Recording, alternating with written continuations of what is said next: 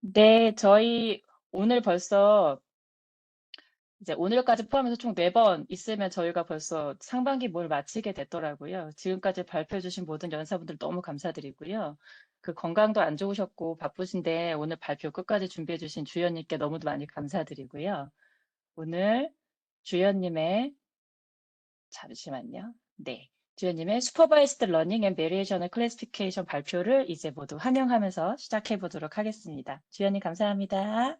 네, 안녕하세요. 발표 시작해 보겠습니다. 자료 공유를, 화면 공유를 일단 해놓고, 그러면 간단하게. 혹시 이렇게 하면 화면이 잘 보이실까요? 네, 전체 화면 뷰로 하면 네네, 더 크게 잘 보일 것 같습니다. 슬라이드로 얘를 아예 슬라이드 쇼로 하면은 네, 잘 보입니다. 네네. 제가 제 소개를 따로 넣지는 않았었는데, 그 이유가 저는 2월 달에 대학교를 지금 졸업을 하고, 지금은 유학 가려고 대학원을 준비를 하는 중이라서, 아직 정확하게 정해진 소속은 딱히 없고, 중앙대학교에서 이제 연구실 인턴을 하면서 좀 준비를 같이 하고 있습니다. 저는 학교는 이제 그 경영학과랑 컴퓨터공학과 복수 전공해서 졸업을 했고, 인공지능을 아예 전공으로 지금은 공부를 하고 있어요. 컴퓨터 비전을 지금은 하고 있는데, 나중에는 강화학습이라는 분야를 좀 해보고 싶어서, 지금은 그쪽으로 생각을 해서 대학원을 진학하려고 하고 있고, 사실 그래서 양자 컴퓨터는 이번에 공부하는 것도 처음이고, 어, 기존에 관련된 뭐 물리나 수학 지식들이 좀 많이 부족해서 조금 발표가 약간 어떤 분들께는 미흡할 수도 있는데 그런 부분들은 좀 언급을 해주시면 저도 추가로 공부를 해볼 수 있는 기회가 될 수 있을 것 같습니다. 사실 오늘 말씀드릴 내용은 거의 그냥 어, 수학 적 내용이 많다기보다는 기본적인 머신러닝을 적용하는 방법이랑 이제 코딩을 하는 게 좀 많았던 걸로 저는 생각을 해서, 이 분야는 그래도 제가 나름 잘 아니까 머신러닝 분야를 좀 제대로 해볼 수 있을 거라고 생각을 합니다. 그러면 오늘 발표를 시작을 해보겠습니다. 오늘은 이제 머신러닝에서도 가장 기본적인 supervised learning이랑 variational classification이라는 부분을 제가 발표를 드릴 건데, 먼저 supervised learning이 뭔지 간단하게 이제 짚고 넘어가려고 합니다. 아마 인공지능에 익숙하지 않으신 분들도 계실 수 있으니까 좀 쉽게 설명을 하려고 이제 그림도 넣고 했습니다.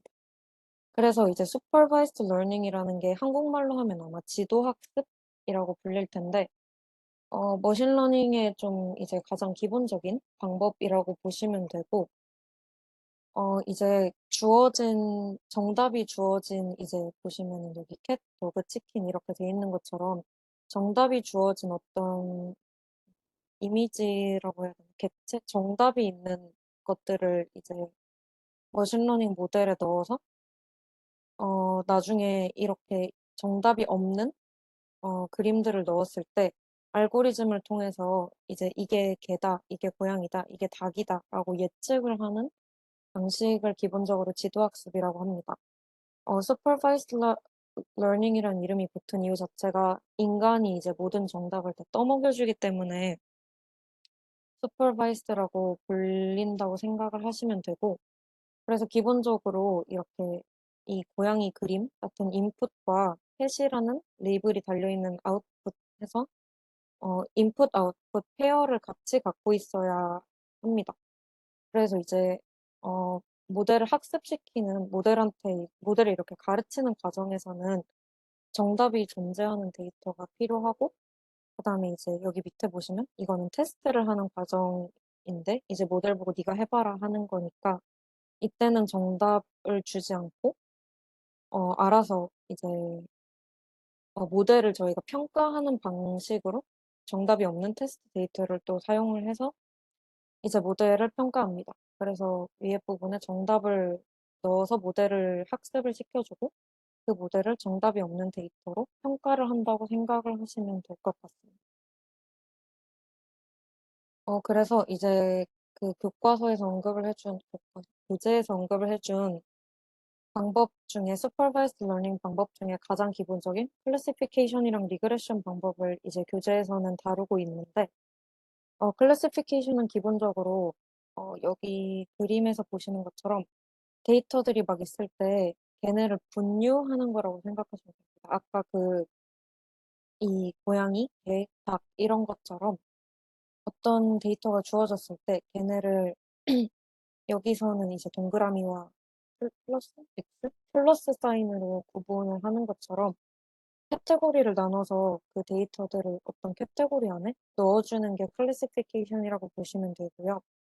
리그레션은 이제 데이터가 있을 때 이 선을 가장 대표적으로 꼽는데 데이터가 어떤 식으로 분포되어 있는지 상관관계를 파악하는 거라고 생각을 하시면 됩니다.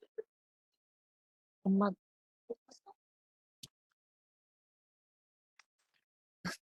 죄송합니다. 제가 부모님이랑 살고 있어서,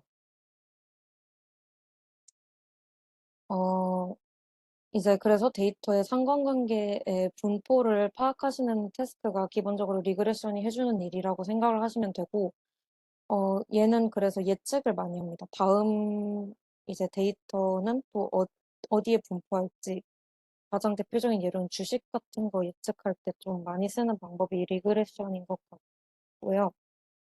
이제 퀀텀 슈퍼바이스드 러닝은 거의 클래시피케이션에 맞춰져 있다고 해서 리그레션 기법은 따로 다루지 않고 이제 클래시피케이션에만 집중을 하고 있습니다. 그래서 이 클래시피케이션 방법 두 개를 소개를 하고 있는데 퀀텀 베리에이션 클래시피케이션이랑 퀀텀 커널 에스티메이션이라는 방법 두 개가 있는데 제가 오늘 다룰 부분은 이 베리에이션 클래시피케이션입니다. 아마 뒤쪽에서 제가 더 자세히 설명할 거라서 여기는 기본 개념만 짚고 가시면 될 것 같아요. 기본적으로 이제 이 피처, 음, 일단 이 데이터 포인트를 필버트 스페이스랑, 그니까, 다시 설명을 해보자면, 일단 데이터를 주고, 그 다음에 퀀텀 필버트 스페이스가 있다고 쳤을 때, 저 각 데이터 포인트를 모든 퀀텀 스테이트에 이제 인코딩을 해주고, 이 과정에서 퀀텀 피처 맵을 사용해서 인코딩을 해주는 과정을 거친다고 합니다. 그래서 이 피처 맵 자체가 인풋 데이터를 퀀텀 힐버트 스페이스에 매핑을 이미 해준 것 자체를 피처 맵이라고 부르고, 그다음에 그 피처 맵을 써서 데이터 포인트를 퀀텀 스테이트로 인코딩을 해주는 과정이 베리에이셔널 클래시피케이션이라고 생각을 하시면 될 것 같아요. 그리고 여기서 이제 퀀텀 스테이트가 나오는데 이 스테이트를 parameterized quantum circuit 아마 저저번 일때 나왔던 용어 같은데 제 기억으로는 그거를 써서 이제 프로세싱 과정을 거치고 파라미터들은 이제 타겟 스테이트 그러니까 저희가 정답을 갖고 있으니까 그 정답을 맞추도록 이제 모델 자체가 학습되고 파라미터가 그렇게 예측이 됩니다. 이 부분은 제가 뒤에서 더 자세하게 다룰 거라서 아마 가벼운 정도로만 지금은 알고 계시면 좋을 것 같아요. 뒤에서 좀 더 자세하게 설명을 하도록 하겠습니다. 그리고 퀀텀 커널 에스티메이션이 있는데 이 부분은 이제 피처 맵이랑 이런 부분들은 다 제가 방금 말씀드린 베리에이셔널 클래시피케이션이랑 동일한 과정을 거치고요. 다른 점은 이제 커널이라는 게 생긴다는 건데 어, 그러니까 두 개의 퀀텀 인코디드 퀀텀 스테이트를 이너 프로덕트 하면은 이제 그게 커널이 된다고 합니다. 그래서 이거는 그냥 고전적인 머신러닝 방법이랑 굉장히 똑같다고 하는데 이 부분은 아마 다음 주에 다른 발표자분이 다다음 주에 다른 발표자분이 아마 더 자세하게 해주실 거라서 제가 굳이 여기서 다루지는 않겠습니다. 커널이라는 새로운 개념이 아예 등장하기 때문에 다음 발표자분께서 아마 이 부분을 더 자세히 다뤄주실 것 같습니다. 저는 간단하게 이 두 가지 방법이 있다 정도만 소개를 하고 넘어가도록 하겠습니다. 그래서 이제 아까 첫 번째 방법이었던 Variational Classification을 조금 더 자세히 소개를 해드리려고 하는데, 일단 Variational Algorithm이라는 게 뭔지 짚고 넘어가면 좋을 것 같습니다. 이 방법이 처음에 2014년에 소개가 되었다고 하고, 이 Near Term Algorithm이라는 방법에 속한다고 교재에서 말을 하는데, 이 방법이 뭔지 간단하게 제가 봤었는데, 이제 앞으로 몇 년 동안은 퀀텀 컴퓨터가 굉장히 노이즈도 많고 큐빅 카운트가 되게 제한돼 있을 거라고 하더라고요. 제가 사실 양자 컴퓨터의 최신 그런 건 팔로우를 하고 있지 않아서 정확하게는 증명을 할 수가 없는데, 그래서 이 리얼 term 알고리즘이라는 것 자체가 노이즈에 되게 대처하기도 좋고 큐빅 개수를 요구하는 정도가 덜해서 현재의 컴퓨터에 굉장히 적용하기 좋은 알고리즘이라고 소개를 해주고 있습니다. 그리고 이 리얼타임 알고리즘이 퀀텀 컴퓨터랑 클래시컬 컴퓨터를 함께 사용해서 계산할 수도 있다고 하네요. 여기서 또 보시면 퀀텀 컴퓨터가 하는 역할이랑 클래시컬 컴퓨터가 하는 역할이 있고 둘이 이제 상호작용을 하고 있는 그런 모습, 그런 그림을 보실 수 있습니다. 어, 그래서 기본적으로 이제 이 유세타라는 파라미터라이즈드 된 퀀텀 서킷을 사용해서 스테이트를 이제 준비하고 익스펙테이션 밸류를 계산을 해줍니다. 그래서 이거는 퀀텀 컴퓨터에서 해주는 작업이고, 이제 저희가 코스트 펑션, 이거는 아마 이따가 제가 코딩을 설명할 때 더 자세히 보실 수 있을 것 같은데, 코스트 펑션 C 세타를 이제 정의해주고, 그 코스트 펑션은 이 클래시컬 컴퓨터에서 계산을 해주고, 그 다음에 이제 파라미터를 업데이트를 저희가 계속 해줘야 되니까 코스트 펑션에 따라서 그 과정을 클래시컬 컴퓨터에서 다 해준다고 합니다. 그래서 어떤 결과가 나오면 거기서 코스트 펑션을 계산하고 파라미터를 좀 이렇게 옵티마이즈 하는 과정은 다 클래시컬 컴퓨터에서 한다고 생각을 하시면 되고, 이제 퀀텀 서킷 같은 거는 클래시컬 컴퓨터에 들어갈 수 없으니까 퀀텀 컴퓨터에서 좀 더 준비를 한다고 생각을 해주시면 좋을 것 같아요. 그래서 이제 머신러닝의 기본 정의랑 똑같이 최적화된 이제 세타값, 파라미터를 찾는 게 목표다라고 하더라고요. 이제 코스트 펑션은 최소화돼야 되고, 그런 코스트 펑션을 최소화할 수 있는 이제 파라미터 세타 값을 찾는 게 이 알고리즘의 최종 목표라고 보시면 될 것 같습니다.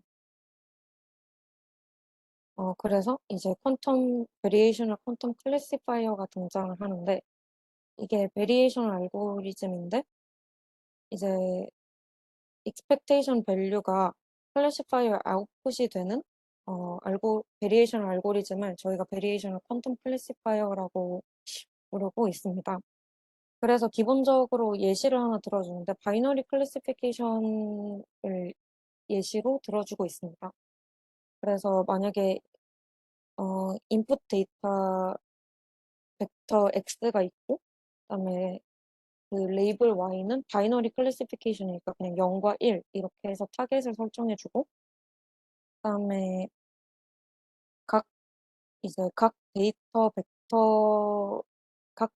벡터에 따라서 이제 파라미터라이즈 퀀텀 서킷을 다 하나씩 만들어주는 과정이라고 생각하시면 될 것 같습니다.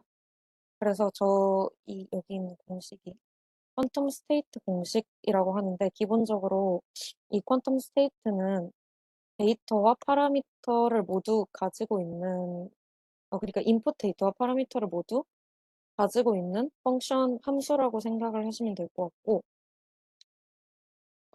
기존 그냥 그라운드 스테이트에 인코딩이랑 파라미터라이즈드 서킷이 다 적용된 어 게 퀀텀 스테이트라고 이 아웃풋이 된 퀀텀 스테이트라고 보시면 될 것 같습니다.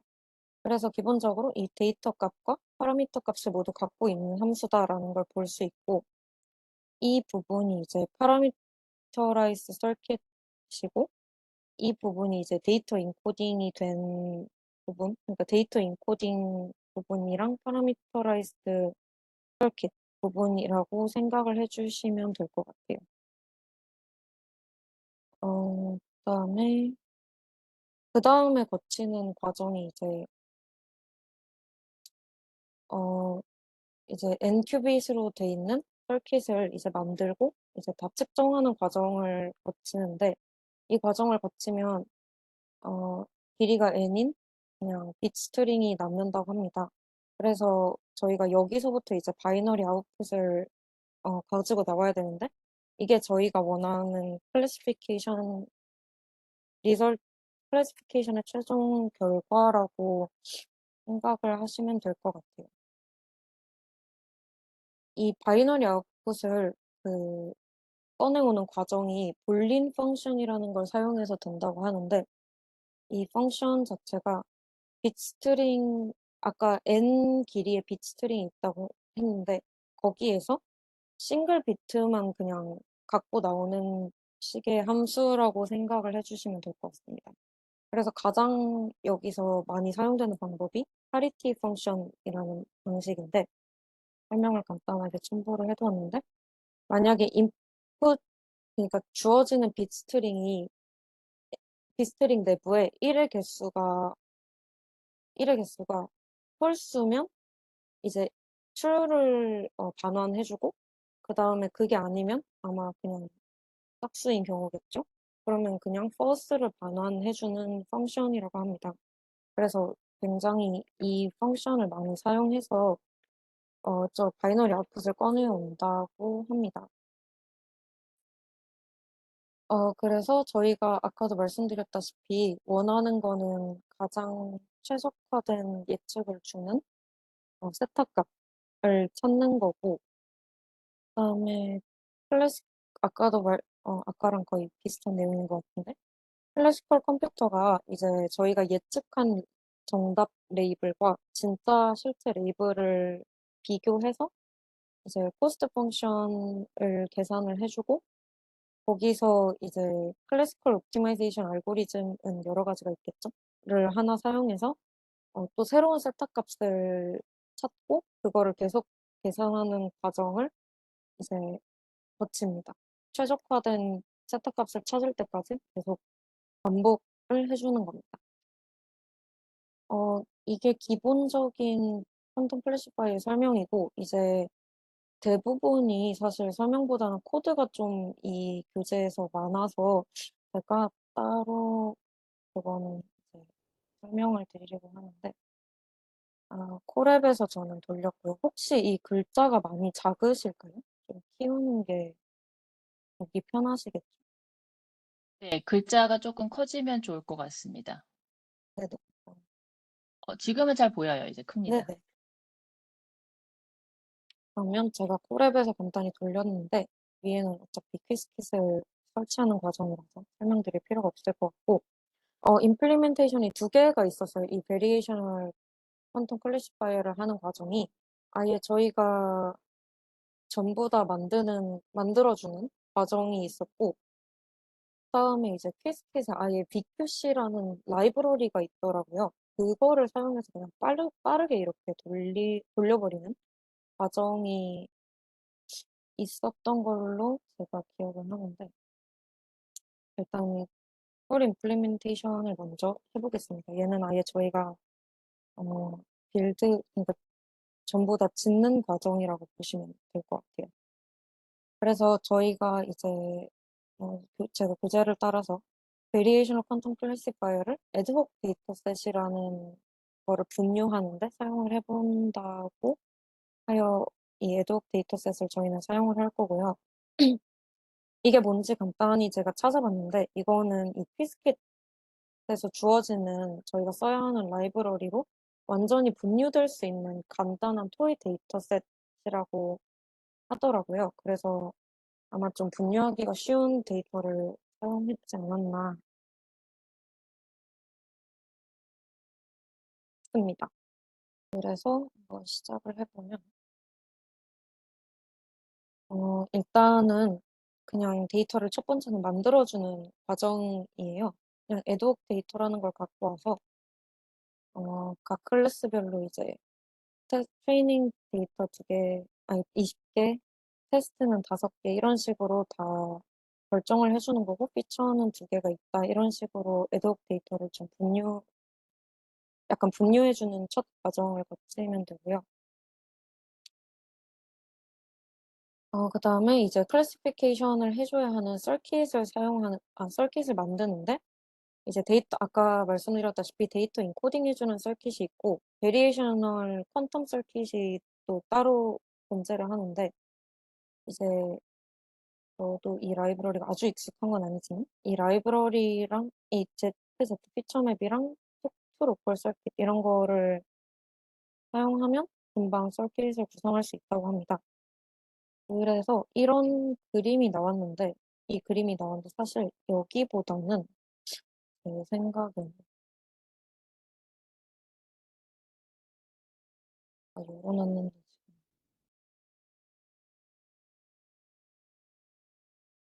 여기를 보시면 이게 조금 더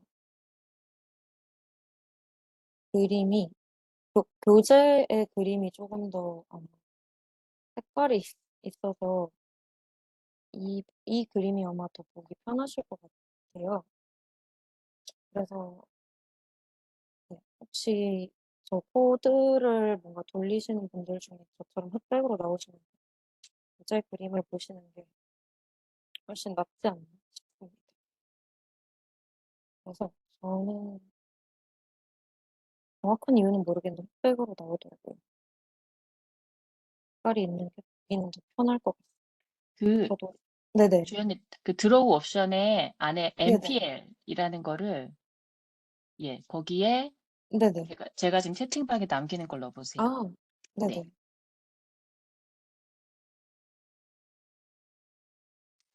MPL. 네, 하면 네, 이런 식으로 치면은 나오는. 네, 네, 그러면 컬러로 예쁘게 나와요. 제가 헤드, 아마 네, 제가 실행. 지금은 네, 연결을 다시 해야 돼서. 아, 네, 네. 네네. 얘는 그럼 제가 연결되면은 한번 다시 돌려볼게요. 네, 파일도 나중에 공유해 주실 거죠? 네네, 그럴게요. 지금 네. 어차피 연결을 하면은 이게 콜앱상이라서 제가 키스킷을 까는 것부터 다시 해야 돼가지고. 네네. 네, 그러면 제가 이거는 끝나고 돌린 다음에 슬랙방에 이제 결과가 잘 나옵니다 하고 한번 공유를 해볼게요. 네, 그리고 주연님 나중에 혹시 어드보케 저희 관심 있으시면 도움이 될 수 있으니까요. 저희 지금 모두의 네네. 연구소 레포지토리 있거든요. 거기에 PR로 보내주시는 게 가장 본인에게 좋습니다. 네, 알겠습니다. 네. 그리고 이제 서킷을 구성을 해놓고, 어, 서킷, 그러니까 이제 서킷 인스턴스라는 펑션을 하나 만들어 줄 건데, 데이터는 피처맵과 연결을 시켜주고, 베리에이셔널 서킷이랑 만들어주는, 간단한 펑션을 이제 하나 만들어서 아마 뒤쪽에 돌려줄 텐데, 지금 일단 만드는 과정입니다. 이 과정이 파라미터랑 이런 것들이 제대로 다 연결되고 하는 거를 확인하기 위한 과정이라고 하더라고요. 그래서 얘네는 다 제대로 어사인되고 연결이 되고 이런 것들을 확인해주는 펑션이라고 제가 생각을 하고 있습니다. 그리고 나서는 이제 아까 제가 불린 펑션을 간단하게 언급을 드렸었는데 그 부분을 이제 체크하는 펑션이라고 보시면 될 것 같아요. 그래서 이 부분은 빗스트링의 파리티를 계산해주는 간단한 함수라고 보시면 될 것 같습니다. 그다음에 윗부분은 계속 펑션을 만들어주는 과정이라서 그렇게 아주 뭔가 설명할 거는 많이 없네. 이것도 레이블 이제 클래스에 따라서 확률 분포를 이제 어, 리턴해주는 제가 영어를 너무 오래 쓰다 보니까 이제 한국말을 까먹네요.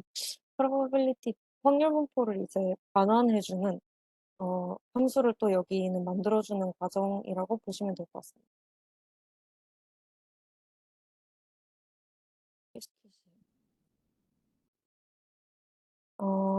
이제 그래서 데이터를 분류를 해주는 펑션 자체를 이제 만들어줘야 되고 보시면 데이터랑 파라미터 값을 받는다는 걸 아실 수 있고 그다음에 이제 피처 맵이랑 베리에이셔널 서킷에 다 파라미터를 아니 연결을 해주고 그 과정을 모든 데이터 포인트 다 해줘야 됩니다. 데이터셋 내에 있는 모든 데이터 포인트는 다 서킷이랑 파라미터랑 이런 것들을 파라미터를 다 넣어줘야 되고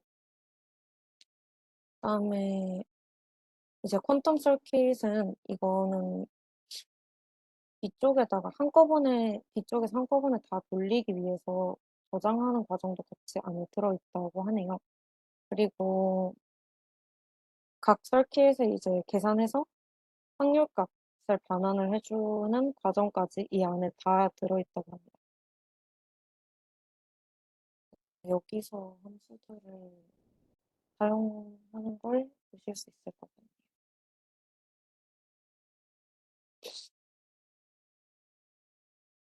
그래서 이 부분이 이제 클래시컬 컴퓨터를 좀 쓸 수 있는 로스랑 코스트 펑션을 만들어주는 과정이고요.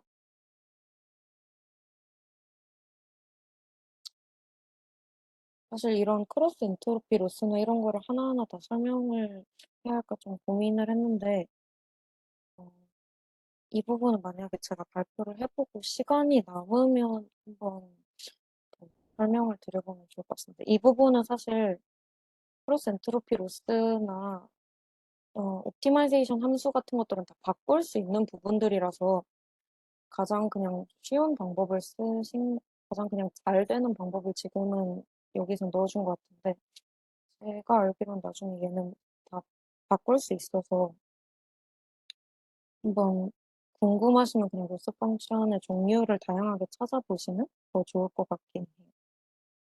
그래서 여기는 로스랑 코스트 펑션을 전반적으로 다 정의를 해주는 부분이고 이제 클래시컬 옵티마이저를 세팅해주는 과정이고 여기서는 SPSA, Simultaneous Perturbation Stochastic Approximation이라는 거를 사용했다고 하는데 이 방법이 뭔지 궁금해서 보니까 어, 그러니까 저희가 모르는 파라미터가 여러 개 있으면은 그거를 그거를 옵티마이즈 해줄 수 있는 최적화해줄 수 있는 어, 최적화해줄 수 있는 옵티마이저라고 하더라고요. 그러니까 기본적으로 저희가 모르는 파라미터가 여러 개 있을 때 사용하는 것 같습니다. 저도 SPSA라는 방법은 처음 들어봤어서 사실 간단하게만 설명을 드렸고, 그다음에 여기 이제 파라미터를 항상 어, 이니셜라이즈 해주는 과정을 또 거쳐야 되고, 그다음에 아까 각 20개씩 클래스 2개 해서 40개 트레이닝 포인트에 이제 코스트 펑션을 옵티마이즈 해주는 과정을 거치려고 합니다. 이 부분이 이제 제가 돌려봤을 때 가장 오래 걸렸던 과정인 것 같아요. 옵티마이즈를 해줘야 되니까 아무래도 그 값을 찾느라 계속 생각보다 조금 오래 돌아갔던 것 같아요. 그래서 마지막에 이 모델의 학습 과정을 돌리는데 보시면은 이 갈수록 학습을 계속 돌릴수록 코스트 값이 떨어지는 걸 보실 수 있습니다. 저희의 목표가 어차피 이 코스트 펑션 값을 미니마이즈 하는 거거든요. 최소화해야 되는 거기 때문에 비교적 잘 학습이 되고 있다고 보실 수 있습니다. 뭐 튀는 거 없이. 문제없이 학습 자체는 잘 되고 있는 것 같고요. 그래서 이제 저희가 만든 모델을 그러니까 결과를 계산해야 되잖아요. 얼마나의 정확도를 갖고 있는지 이런 것들을 계산해 주기 위한 어 아 함수라고 보시면 되고, 그다음에 이제 아까 트레이닝은 각 20개에서 총 40개였는데 얘는 테스트는 5개씩 2개 해서 10개에 이제 저희가 학습한 분류기를 클래시파이어를 테스트해 주면 됩니다. 그래서 얘를 최종적으로 돌려보면 전 이 모델에서는 0.7, 그러니까 70% 대략 70%의 정확도를 갖고 있다라고 결과값을 얻어냈고요. 그다음에 여기서는 이제 그냥 이 결과값을 그려주는 어, 부분입니다. 그래서 보시면 뭐 잘못 분류된 애들도 있고, 어, 똑같은 색깔에서 네모가 저희가 예측, 그다음에 동그라미가 진짜 데이터라고 보시면 되는데, 사실상 그렇게까지 좋아 보이는 거는 아니라서 파란색은 조금 괜찮은 것 같은데 A가 많이 틀리는 것 같아요. 그래서 저희가 원하는 것만큼 이제 괜찮은 데이터는 아니고, 아마 학습하는 데 시간이 더 필요하거나 이제 글로벌 미니마와 로컬 미니마라는 개념이 여기서 나오는데, 이제 글로벌 미니멈, 저희가 진짜 원하는 최소값을 찾아야 되는데, 그 보통 함수를 보시면 꼭 이렇게 2차 함수가 아니라 저희의 리얼 월드 데이터는 이렇게 꼬불꼬불하게 이상하게 생긴 함수들이 더 많잖아요. 거기서 이제 여기에 있는 최소값을 찾아야 되는데, 여기에 있는 최소값에 걸려서 얘가 나오지 못하고 있는 상황을 어, 이제 로컬 미니멈과 글로벌 미니멈으로 설명을 하는데, 이 부분은 사실 제가 머신러닝 공부를 할 때도 좀 많이 문제가 되는 부분이고, 아직도 사실 정확하게 얘를 해결할 수 있는 완벽한 방법은 나오지 않았기 때문에 이 부분을 해결하는 게 되게 많은 컴퓨터 과학자들이 하려고 하는 노력이더라고요. 아마 여기서도 똑같은 문제가 생긴 게 아닐까라는 추측을 해볼 수 있을 것 같습니다. 그리고 퀴스킷 임플리멘테이션이라고 제가 말을 해놨는데, 이거는 이제 이거는 이제 제가 아까 말씀드린 BQC 클래스가 아예 퀴스kit에 정의가 되어 있다고 하더라고요. 그래서 위와 똑같은 애드홉 데이터셋에다가 저희가 그냥 이미 있는 저희가 직접 구현하지 않고 이미 있는 친구를 적용해 보면 되는 부분입니다. 그래서 굉장히 짧아요. 별거 없기도 하고 위에서 저희가 다 했기 때문에. 여기서는 이제 원합 인코딩을 해줘야 한다고 하는데, 레이블에다가 이 방법이 어떤 방법이냐면, 저희가 그러니까 데이터를 저희가 이제 벡터 값이 있을 때 저희가 원하는 그 정답만 1로 해놓고 나머지는 다 0으로 해놓는, 그러니까 한 개의 1이 있고 나머지는 전부 다 0으로 만들어버리는 방법을 간단하게 원합 인코딩이라고 하는데, 여기서는 이제 그 클래스 리퀘어먼트였던 것 같아요. 이 레이블을 원합 인코딩 해주는 게. 그래서 진행해줬던 과정인 것 같습니다. 그리고 이제 보시면 여기 아예 import PQC 해가지고 어, 갖고 오신 걸 보실 수 있어요. 안에 이 머신러닝 알고리즘 클래시파이어 안에 PQC가 아예 존재를 하는데, 거기서 이제 저희는 알고리즘을 갖고 오고, 그다음에 그냥 서킷 파라미터 같은 거를 초기화해주는 과정이랑, 저희가 이제 아까 보신 것처럼 데이터 플로팅이랑 하는 과정을 다 거치기 위해서 그냥 이런 컬백 펑션을 넣어주고 하는 과정을 진다고 생각하시면 됩니다.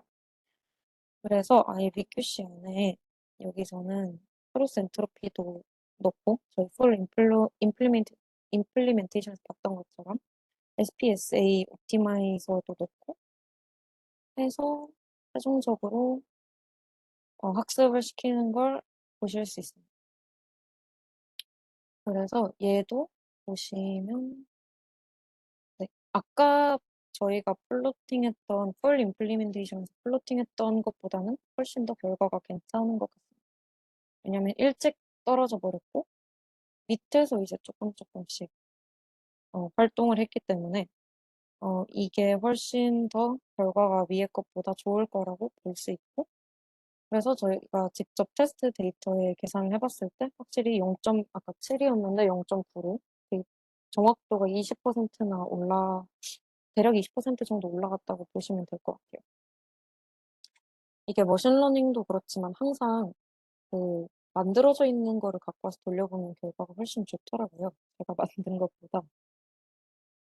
그리고 결과도 보시면 일단 잘못 분류된 게 훨씬 적어졌어요. 아까는 3개였는데. 그리고 얘도 아주 완벽하진 않지만 아까보다는 이 동그라미와 네모가 좀 잘 같이 있는 것 같습니다. 전반적으로 얘네들이 좀 붙어 있고 이렇게 가까운 곳에 있고 한 걸 보면 훨씬 아까보다는 결과가 좋다고 생각을 해볼 수 있고 그럼 얘는 이제 글로벌 미니멈을 찾았을 수도 있겠다라는 추측도 함께 해볼 수 있는 것 같습니다. 그래서 이 정도로 2가지 방법으로 저희가 교재에서 코딩을 해봐서 저도 한번 같이 따라 해봤고, 저희가 직접, 만든 것보다는 이미 만들어져 있는 친구를 갖고 오는 게 훨씬 정확도가 높다는 걸 볼 수 있네요. 이거는 사실 머신러닝에서도 항상 그렇기 때문에 놀랍지는 않습니다.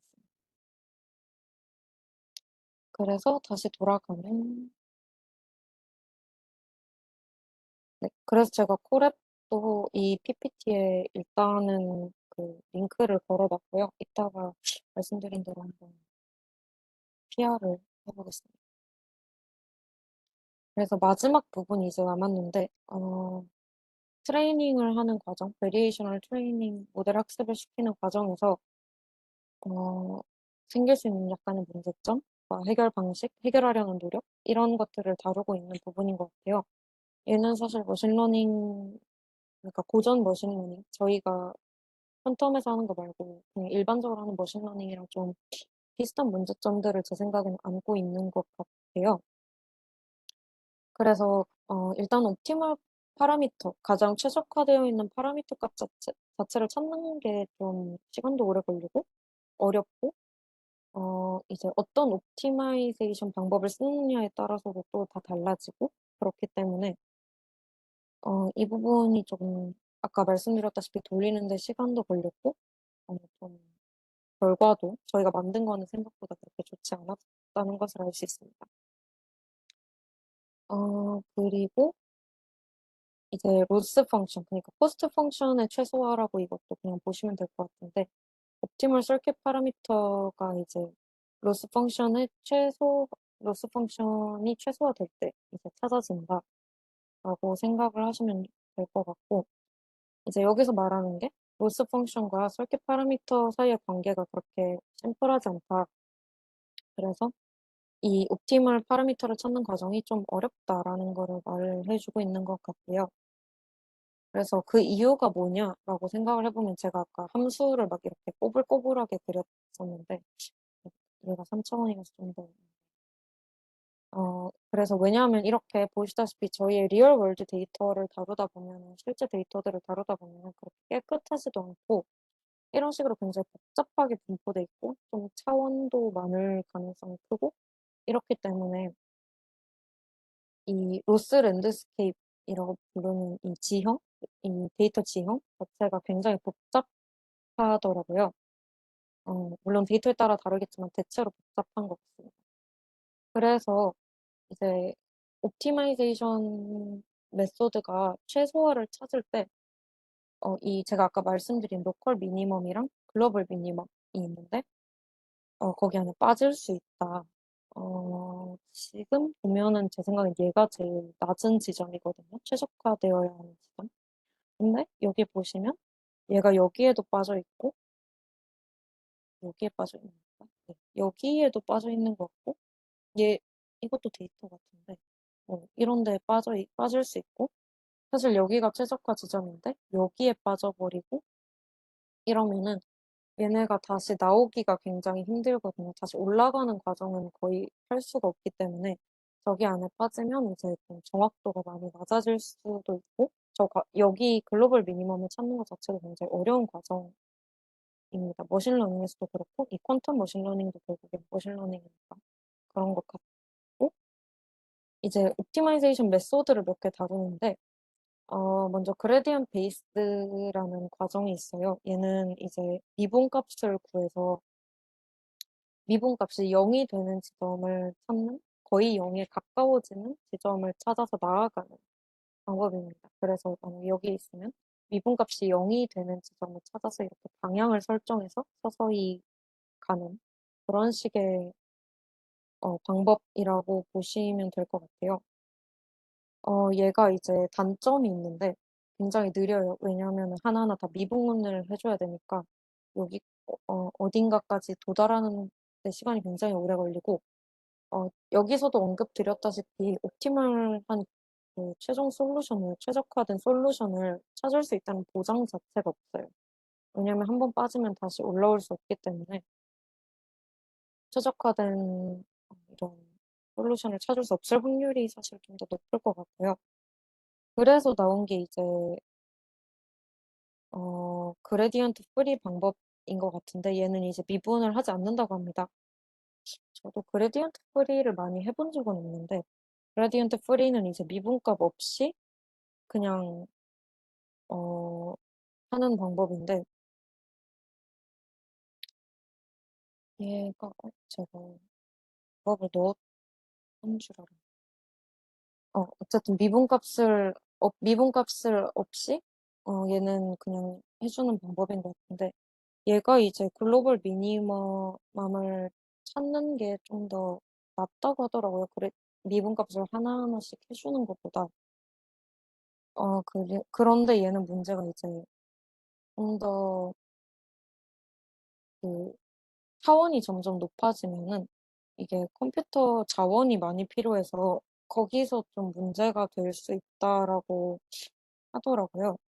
사실 교재에서 그레디언트 프리를 그렇게 자세하게 다루지는 않은 것 같고 저도 그레디언트 프리를 많이 써본 적은 없었어서 어, 간단하게만 일단 이런 해결 방법이 있다라고만 설명을 드리면 될 것 같습니다. 근데 사실 저희가 하이 디멘셔널 문제가 거의 대부분이라서 음, 그레디언트 프리를 잘 쓰진 않을 것 같아요. 제 예측으로는.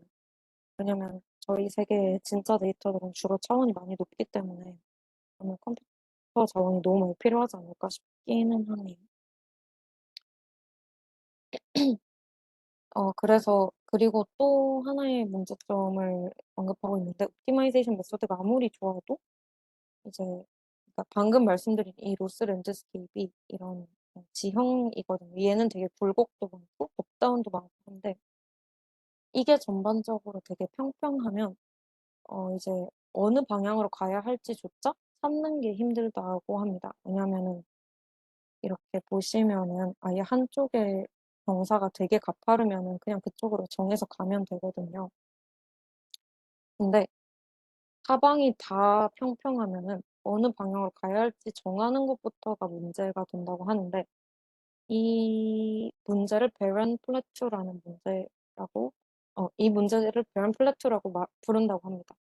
그래서 이제 이런 문제를 해결하기 위해서 몇 개의 이제 방법이 사용이 되고 있는데 사실 아직 어, 조사가 되고 있는 방법이고 나온 방법은 2개 정도가 있는데 이 저희가 그냥 모델이 그냥 이게 제 생각에는 사람이 확실히 처음으로는 약간 만들어주는 것 같은데 그냥 찍는 방법이라고 보시면 될 것 같습니다. 그래서 쉽게 말하면 그냥 방향을 찍어서 아무 곳이나 일단 한번 가 보자 약간 요런 식으로 하는 방법인 것 같고요. 근데 걔를 이제 쪼끔 더 어 완전 아예 0 부터 찍는 게 아니라 어느 정도 구조를 만들어 둔 다음에 찍는 방법인 것 같아요. 그리고 이 퀀텀 서킷을 제가 이 2번 방법은 제가 사실 양자 컴퓨팅을 전공하거나 하지는 않아서 정확하게 이해는 하지 못했는데 이 되게 얕은 블록으로 퀀텀 서킷을 모두 인식을 아니 생각을 해 준다고 가정을 해 준다고 하더라고요. 그래서 파라미터를 좀 랜덤하게 몇 개를 설정해 주고 나머지는 이 쉘로 블록이라고 가정을 해서 어 설 파라미터를 정해 준다고 하는데 이게 정확하게 어떤 방법인지는 저도 아직 논문을 읽어 보거나 할 수 있는 수준은 안 돼서 저는 교재에 있는 설명으로 어느 정도 '이런 방법도 있구나.'라고 생각을 하고 넘어갔던 것 같습니다. 어 그래서 일부 파라미터는 랜덤하게 정해 주고 일부 파라미터는 조금 약간 뭔가 변형을 해서 정해 주는 방식으로 이 발음 플랫폼 문제를 좀 해결하려고 하는 것 같아요. 이 분야는 사실 아직도 리서치를 계속하고 있고 이런 문제점들은 사실 그냥 머신러닝에서도 나타나기 때문에 어 해결하는 방법도 저도 아직은 완전한 솔루션이 없는 걸로 알고 있거든요, 옵티멀 파라미터를 찾는 거에 대해. 그래서 다 계속 연구가 되고 있는 현재 계속 연구가 되고 있는 분야라고 생각을 해 주시면 좋을 것 같습니다. 이 1번 방법이 제가 아까 언급을 안 드렸는데 퀀텀 시뮬레이션에서 많이 쓰는 방법이라고 하더라고요. 근데 사실 저희가 양자 전공이 아니다 보니까 정확하게는 어떤 상황인지는 네 따로 저도 공부를 해야 되고 추가적으로 아마 찾아보시면 좋을 것 같아요. 그래서 제가 발표할 내용은 여기까지입니다. 감사합니다. 네, 주연님 발표 너무 감사하고요. 혹시 궁금한 거 네. 있으시면은 질문 남겨주시면은 지금 한정현 박사님도 계시고 아니면은 시연님께도 답변을 부탁드려도 되니까요. 우선 궁금한 것들을 채팅방에 있으면 남겨줘 보시면 어떨까 싶습니다.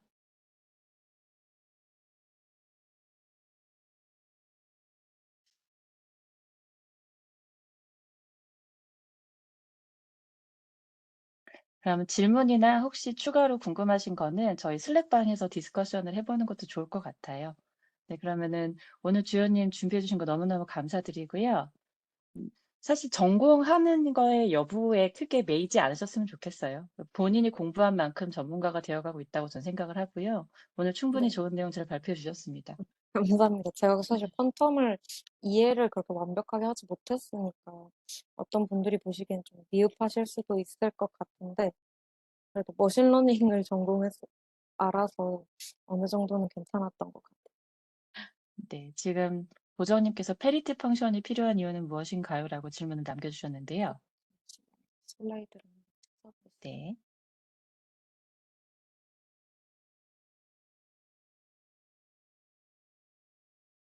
아 이 과정 자체가 이 교재에서 들어줬던 문제가 바이너리 클래시피케이션이라서 저희가 0과 1만 사용을 하는 거거든요. 바이너리 클래시피케이션이라는 게 0 아니면 1 인 결과값인데 제 생각엔 그래서 이 바이너리 아웃풋이 0과 1 로만 이루어져 있으니까 이 불린 펑션이라고 불리는 하나의 종류? 불린 펑션의 한 종류라고 저는 이 불린 펑션 과정을 음, 하는데 가장 파퓰러하게 쓰이는 친구가 페리티 펑션이다라고 해서 바이너리 아웃풋을 저희가 끌어내기 위해서는 파리티 펑션이 필요한 걸로 저는 알고 있습니다. 음,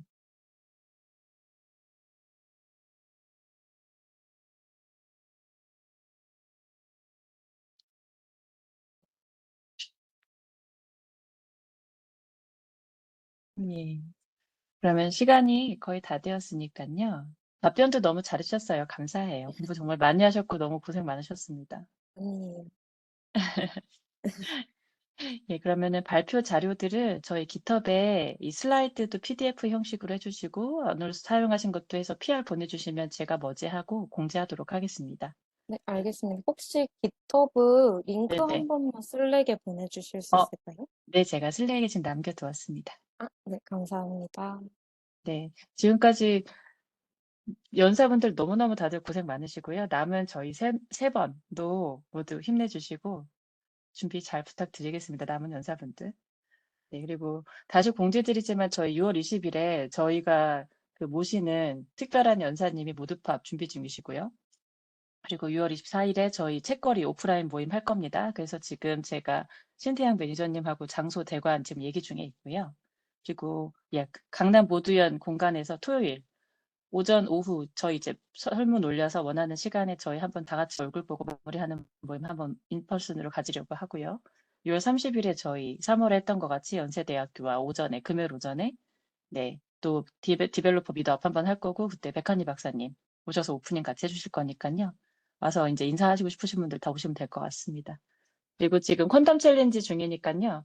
저희 가이드 방송 보시면 챌린지 배지 따는 데는 다 아무 문제 없으실 테니까 겁먹지 마시고 모두 편하게 등록해 주시고 제가 링크는 지금 저희 퀀텀 랩 슬랙방에 남겼습니다. 그래서 많은 분들 뵙고 싶습니다. 많이 와주세요.